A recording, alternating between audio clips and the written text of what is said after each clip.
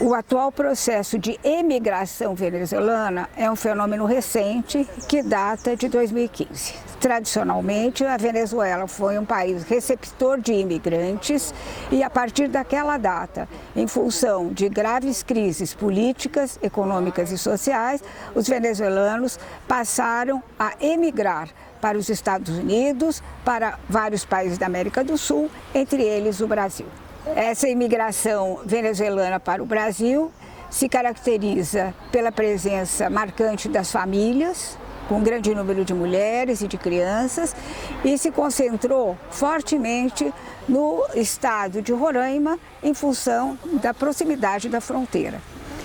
Para tentar uma distribuição desses imigrantes pelo Brasil, o governo, então, criou uma operação chamada Operação Acolhida, tendo em vista o processo de interiorização desses imigrantes pelos vários estados brasileiros. A presença venezuelana é forte, assim em vários estados, inclusive em São Paulo. Em São Paulo, nós temos hoje cerca de 11 mil venezuelanos em todo o estado. Na cidade de São Paulo, temos mais de 5.500 registros de imigrantes venezuelanos.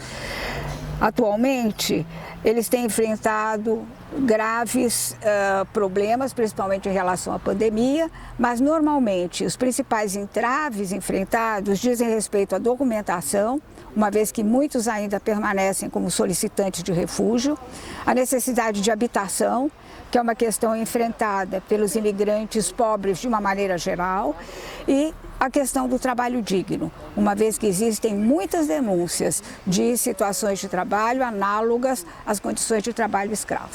A nossa entrevistada é a venezuelana Marifer Vargas, que trabalha na Cáritas, um dos principais espaços de acolhimento e acompanhamento dos imigrantes venezuelanos em São Paulo. A Marifer vai nos contar como os desafios enfrentados pelos imigrantes venezuelanos ao longo dos últimos anos têm se tornado ainda mais graves, mais difíceis em função da pandemia. Muito obrigada, Marifer, pela sua participação no nosso projeto. Este vídeo é parte de um projeto mais amplo desenvolvido no Observatório das Metrópoles de São Paulo sobre a imigração internacional recente e conta com o apoio do CNPq e da PUC São Paulo por meio do programa PIPEC.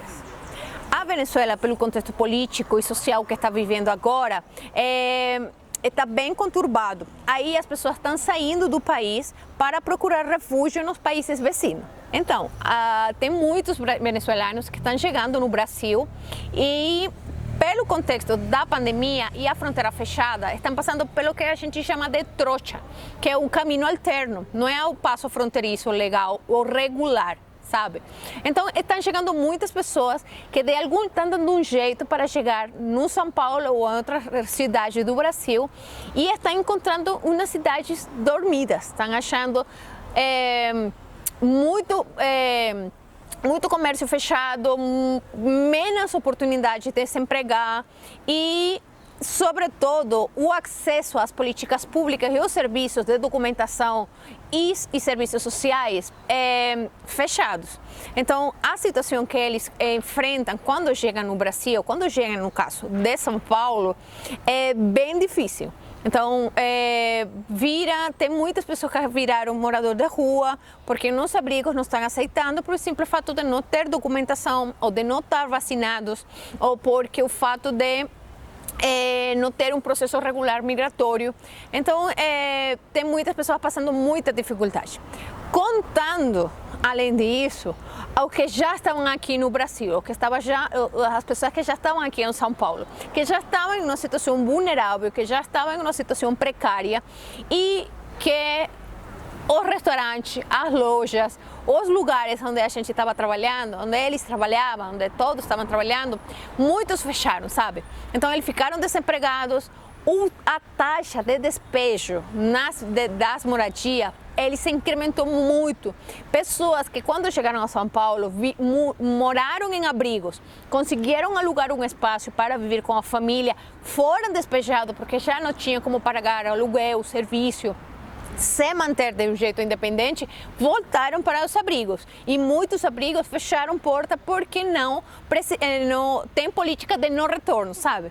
Então, foi bem desafiador não contar com uma rede de acolhimento efetivo para ajudar as pessoas em essas dificuldades.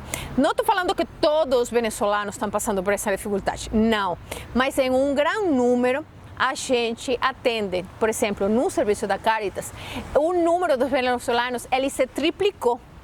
Tanto seja os que já estão aqui, que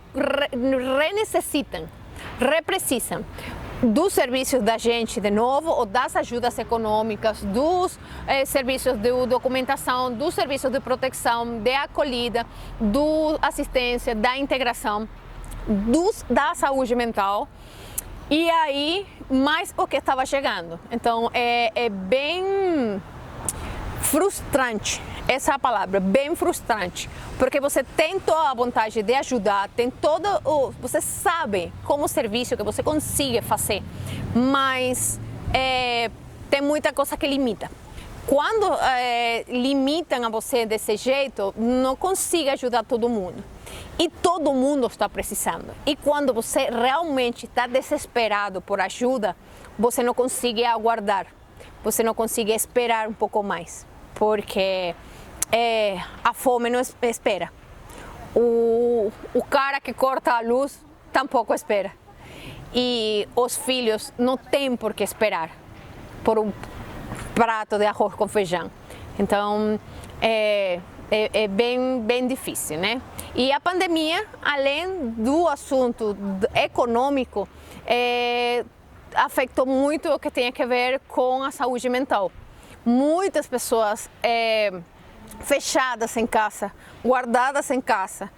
Tem aqueles que são um casal e a pandemia chegou para acrescentar o amor, mas tem outros que se estão matando dentro de casa. Tem outros que estão brigando dentro de casa. Tem muita mulher apanhada, tem muita criança sendo apanhada em silêncio. E a gente precisa visibilizar isso. E não é só o brasileiro que está sofrendo.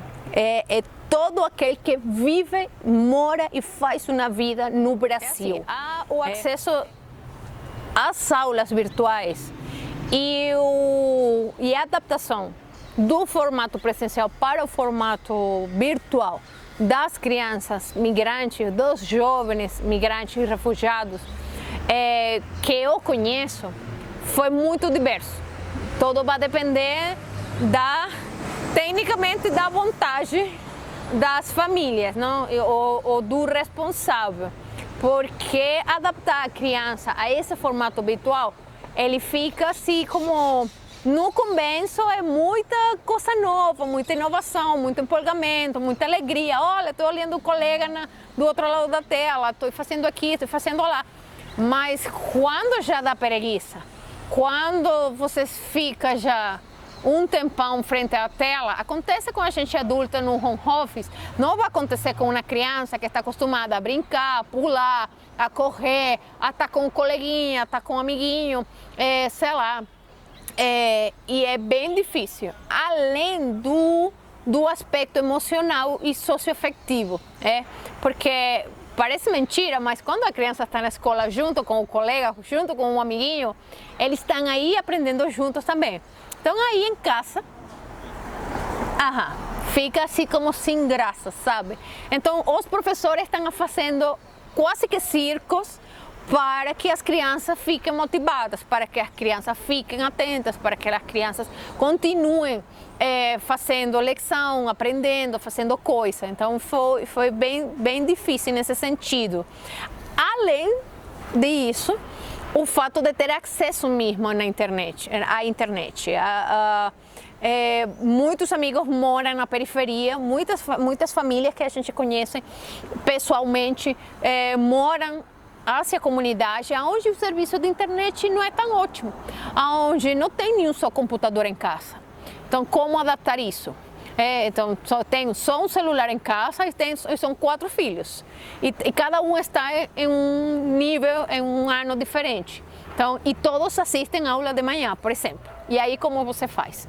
Aí como você consegue combinar todos esses horários? Então é um acordo com a escola, é um acordo com a professora e entender de algum jeito que todos temos que nos adaptar, né?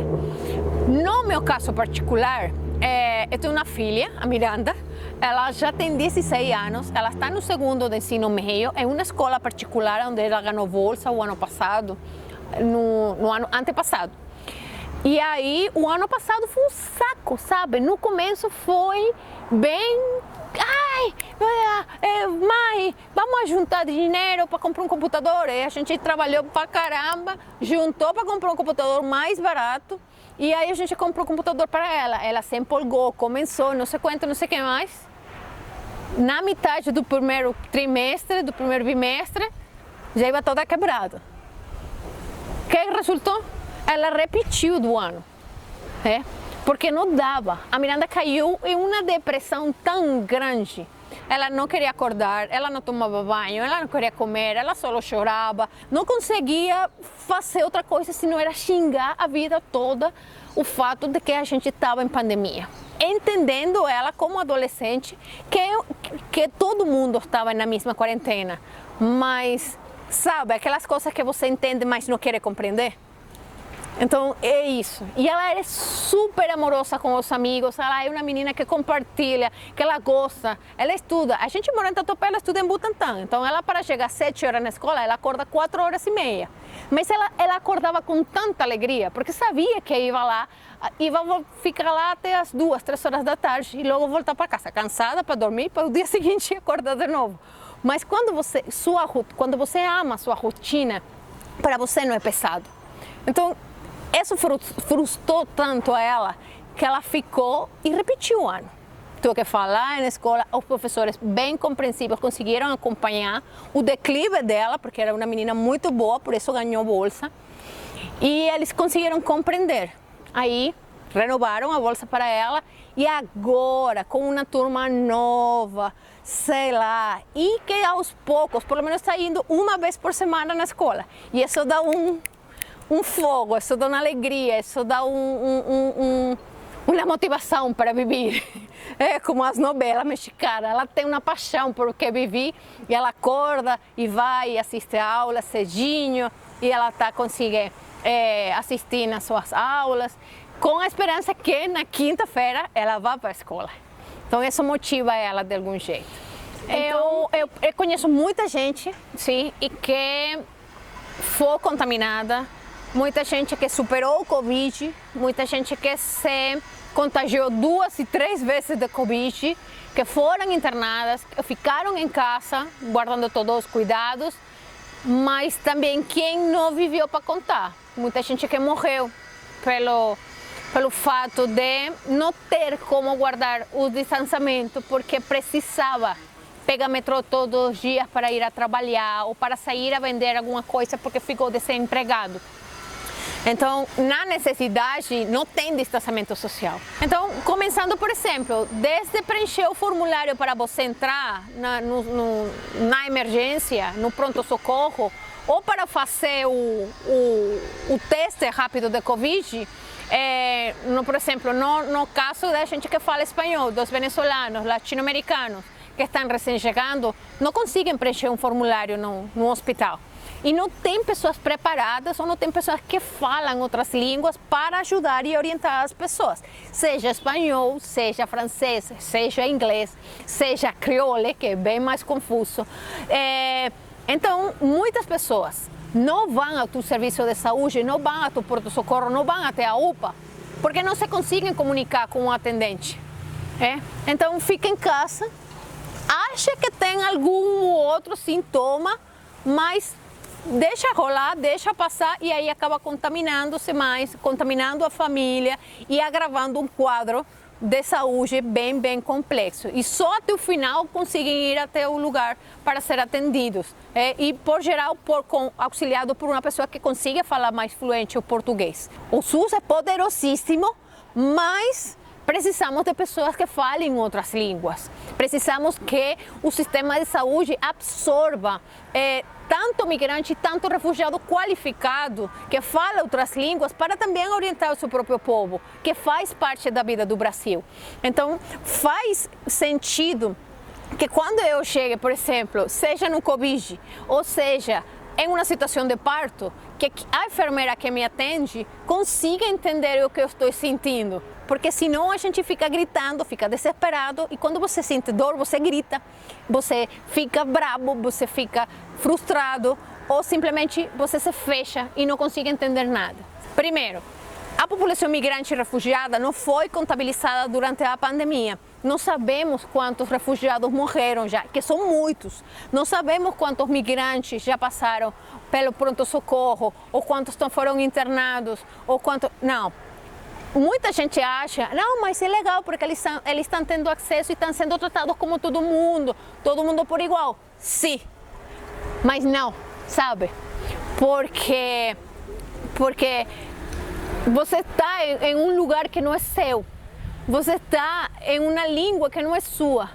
E quando você abre o braço para você e coloca um remédio aí, você precisa saber que estão colocando na veia. E se você não tem acesso a essa informação, podem colocar até água destilada e não estão fazendo nada para ajudar a você, Então, ou não sabe se você é alérgico a uma situação, a um remédio ou não. Então, a gente precisa saber, precisa saber se foi de fato que a gente morreu por Covid ou não foi por outra coisa, Porque quando sai o doutor, quando sai a enfermeira na boca do ponto-socorro e fala família de Juan Rodrigues, e você como explica para essa família que o cara morreu, ou que o cara está sendo entubado, porque você não tem acesso a entrar na sala de emergência para falar, olha, vai estar tudo bem, você vai ser entubado, ou vão colocar tal qual remédio, sim, na língua que seja.